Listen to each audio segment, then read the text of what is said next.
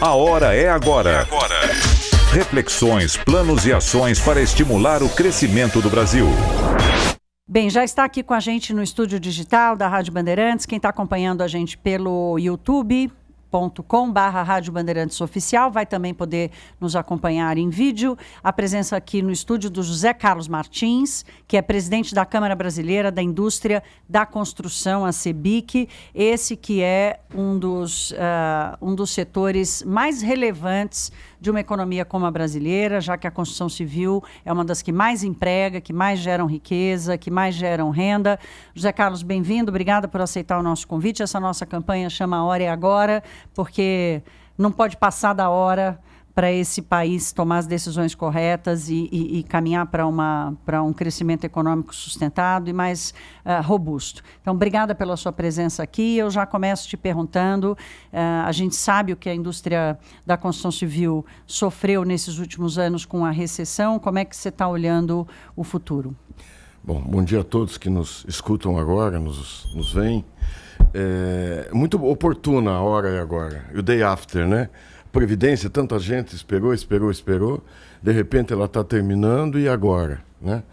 Nós entendemos, Thaís, todos, o Rafael, o João Pedro, tem que ter locomotivas. Nós não vamos sair desse lugar que nós estamos só com vagões, nós temos que ter locomotivas. Por que eu digo isso? Nós estamos com uma Selic de 6%. Nunca na história nós tivemos uma Selic tão baixa. Isso é necessário, mas não é suficiente. Necessitamos de medidas que realmente coloquem as coisas para andar. Da forma como está tudo muito passivo, está tudo muito esterilizado ali, está todo mundo parece que meio dopado, né? Sem saber exatamente o que vai fazer. Então é muito oportuna a discussão sobre esses fatos. Eu tenho certeza absoluta que a construção civil pode ser uma dessas locomotivas. O mercado exterior, a exportação, pode ser um outro também, né? Então temos uma série de fatores sobre isso aí e eu acho muito oportuna a discussão. O Zé Carlos, o José Paulo de Andrade está aqui com a gente, não está no estúdio, mas está num outro estúdio remoto, vai aparecer aqui no telão para fazer a próxima pergunta. Zé Paulo. Então, né, eu acompanho de longe a atividade da ABIC, né? Que é a indústria da construção, e quando nós falamos em construção, não é qualquer construção, é construção pesada. E tem aí um evento agora para outubro que me parece transcendental diante da realidade econômica brasileira, que é o FINEC, que engloba o Norte e Nordeste, não é isso, Zé Carlos? Isso, o Fórum Norte e Nordeste, da indústria da construção, isso. Será agora no mês de outubro, né? Isso mesmo. E é uma importância muito grande aí para o setor, né? Sim. Você sabe, Zé Paulo, que aquilo que eu acabei de falar do negócio da locomotiva, né? Aí tem outra figura de imagem também, que é o transatlântico, né?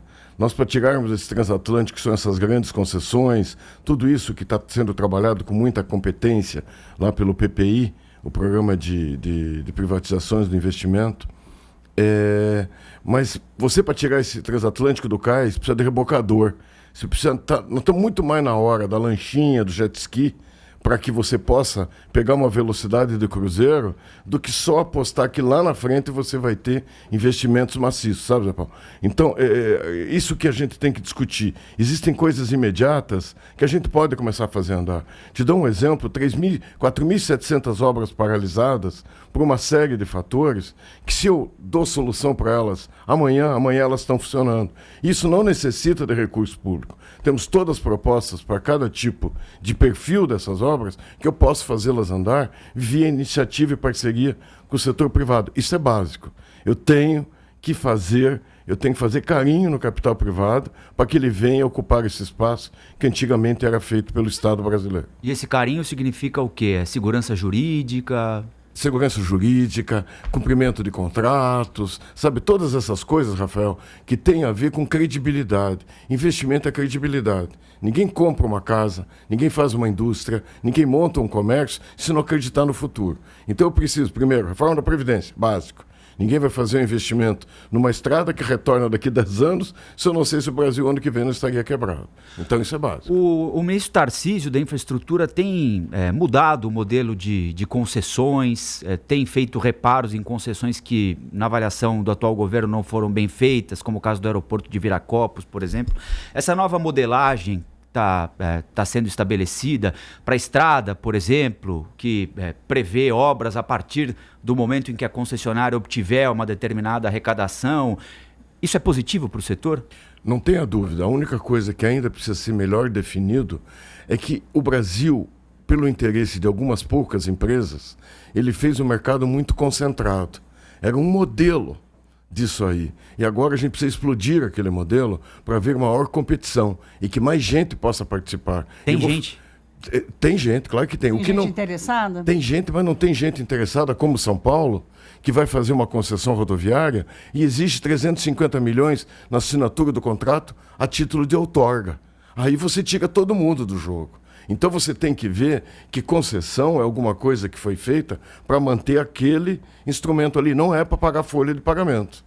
Tá certo? Então a gente tem que ter um pouco de cuidado nessa modelagem, primeiro para ela não ser concentradora e segundo, para não botar no custo do usuário conta que é do Estado. Essa de São Paulo, a que o senhor se referiu, qual é? Há pouco tempo atrás aqui, são 1.200 quilômetros que foram soltas, que está para ser lançado, alguma coisa desse tipo, e que exige 350 milhões de outorga. Isso você tira, não tem brasileiro hoje com condição de participar de algo desse tipo. São poucos os internacionais. Sempre que você faz uma atitude desse tipo, você limita a participante. Às vezes as pessoas dizem que você quer botar mais pequenas e médias. Não.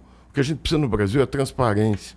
O que a gente precisa no Brasil é maior concorrência. Entendeu? Então, vamos dizer, é isso que a gente precisa. E a gente não vai conseguir tendo exigências absurdas como essa. Agora, o nosso objetivo falando aqui do em quadro... transparência, me permito fazer essa pergunta Claro, aí Zé. dentro do que estava dizendo o Zé Carlos Martins. De que maneira a indústria da construção conseguiu se afastar dos problemas todos que a Lava Jato apurou e que paralisaram, em certa medida, aí a maior parte das obras públicas no Brasil, haja visto o metrô aqui de São Paulo? De que maneira a indústria da construção está superando aquele momento difícil, José Carlos? Em realidade, sabe, Zé Paulo, aquilo lá foi um problema de cartel. E justamente o que a gente sempre criticou ao longo da vida, e isso eu tenho honra de presidir uma entidade que há 62 anos briga por isso, é pela concorrência, pela transparência. É porque quem se estabeleça sem aquele que for o mais competente. De repente fez um clube e esse clube dividiu isso. Isso é o que a gente sempre criticou ao longo do tempo. E justamente nesse momento a gente volta a alertar para que tenhamos cuidado, para a gente não trocar o ator, mas manter o mesmo modelo. A gente tem ouvido muitos especialistas, economistas e diversos setores aqui nesse quadro A Hora é Agora, e um discurso é unânime, né? O país precisa voltar a crescer para gerar emprego. Não tem outro caminho, não tem mágica, não tem lâmpada mágica, não tem gênio que possa trazer aqui uma solução imediata. O setor da construção civil sempre é citado como um setor que pode reduzir essa fila aí de 13 milhões de desempregados do Brasil. O senhor enxerga no curto prazo aí algum caminho para reduzir esse número de desempregados? Deixa eu te dar alguns números que tanto eles são desastrosos, como eles são uma enorme oportunidade. Nós precisamos hoje crescer 60% para sermos o que já fomos em 2014. Nós tínhamos 3,3 milhões de trabalhadores, hoje nós temos 2 milhões de trabalhadores carteira assinada. Nós perdemos 27,5% do PIB, ou seja, é muito claro a capacidade ociosa que esse setor tem de geração de emprego e geração de renda e tudo. Outra coisa, é um setor, por isso que eu falei na locomotiva. Quando você investe no lugar, tem que saber quantos vagões você está trazendo. O nosso setor, quando acionado, no Minha Casa Minha Vida, por exemplo, ele puxa 62 outros setores da economia. Ou seja, a tua capacidade de vender um cachorro-quente na porta da obra, de vender um uniforme, de vender pneu, de vender caminhão, é muito grande a gama de setores que você puxa. Por isso que eu falei que vejo na exportação e na construção civil as duas grandes locomotivas que podem tirar o país desse marasmo. Você citou o Minha Casa Minha Vida, Zé Carlos, e a gente tem visto muita crítica do setor por causa disso, que o governo teria abandonado esse projeto. O governo está fazendo um esforço, ontem lançou lá na Caixa Econômica uma nova modalidade para financiamento usando o IPCA como indexador para ver se reduz o custo do financiamento. Qual vai ser a via de retomada do Minha Casa Minha Vida, já que ele gera tanto emprego? Através de um financiamento mais barato? Tem que ter mais política pública voltada para isso? O que pode destravar, na sua opinião, com mais rapidez esse projeto? Vamos lá. O Minha Casa Minha Vida, há 10 anos atrás, não existia. Hoje ele representa 2/3 do mercado imobiliário brasileiro. Então vocês veem o que um programa exitoso pode fazer para as pessoas e para a economia. Bem, logicamente o Estado brasileiro quebrou. E isso tem uma série de implicações. Primeiro, o perfil do Minha Casa Minha Vida não pode mais ser dependência do Tesouro. Ele não pode ter como fonte de receita básica o Tesouro. Por quê? Porque é impossível. Hoje, você veja que nós estamos com um problema seríssimo com esse contingenciamento. Essas obras, quando foram contratadas, eram pagas com D+2, 2 dias após a entrada da fatura. Hoje nós estamos chegando a 60 dias sem perspectivas de recebimento. As empresas no Brasil estão passando muitas dificuldades, tem empresas quebrando nesse instante, não conseguindo honrar com seus pagamentos. Por quê? Porque contingenciou por causa da macroeconomia. Então não dá para depender disso, só que tem que ter uma transição, um pouso suave aí para poder fazer. Nós temos que encontrar novas formas de E essas formas estão aparecendo, não? Tem chance? Essa do IPCA, por exemplo, passa a ser uma. Porque, vão dizer, quando você pega um IPCA, que você vai ter uma concorrência maior entre agentes financeiros, onde você vai ter uma concorrência, você vai com um financiamento ligado a um índice de preços, não a um ATR, que não tem credibilidade, o índice de preços permite a venda dos papéis e você traz muito mais dinheiro para o mercado. E enquanto não revogar a lei da oferta e da procura, enquanto houver maior oferta, você vai baixar o custo desse dinheiro. Quais são as obras que lideram hoje a construção civil no país? Aí as mais procuradas é a construção de moradia mesmo, seja popular ou da iniciativa privada? Eu até aproveito aqui, e segunda-feira nós estaremos 10h30 divulgando os índices do segundo trimestre do ano, dos índices do mercado imobiliário. Realmente hoje quem puxa é o mercado imobiliário. Menos o Minha Casa Minha Vida, por causa de uma série de fatores, tipo essa que eu falei, e mais habitação de mercado, aquela lastreada na caderneta de poupança. Nós estamos com números muito bons, vieram algumas coisas prévias, não estão fechados, por isso que eu não posso falar, mas vamos dizer, o que veio de prévio são números muito bons do mercado imobiliário. O desastre está na infraestrutura e na obra industrial e corporativa, que é aquela que as indústrias estão com capacidade ociosa e por isso elas não ampliam sua fábrica ou fazem uma fábrica nova. Mas até pouco tempo os 3 setores estavam muito ruins, né? O que você está dizendo é que o imobiliário residencial está conseguindo botar a cara para fora da água, então. O residencial, em 2014, ele financiou 120 bilhões. Em 2016, ele financiou 40. Então você veja, ele reduziu a 1/3 do que era. Então agora a gente tem felicidade de aumentar 10%, né? Mas o 40 para 44, 44 para 48, mas está muito longe ainda de ser aquilo que já foi. Agora, quem são as empresas depois da Lava Jato? Houve possibilidade de que outras empresas surgissem para competir no mercado em que antes elas elas não eram aceitas? Empresas pequenas viraram médias, médias viraram grandes, porque alguém ocupou esse espaço. São empresas internacionais. Pois é, Rafael. A gente entende que tem espaço para cada porte de empresa. O que não pode é você exigir mais do que o necessário. Não dá para fazer uma concorrência com um lote único de 1.200 quilômetros. Por que eu não faço 6 de 200? Por que eu não faço 3 de 400, 4 de 300, sei lá? Por que eu não partilho isso mais? Esse modelo de fazer um lote de 1.200 quilômetros, isso era padrão de concentração. Enquanto que a gente não mudar essa coisa, daí não tem empresa.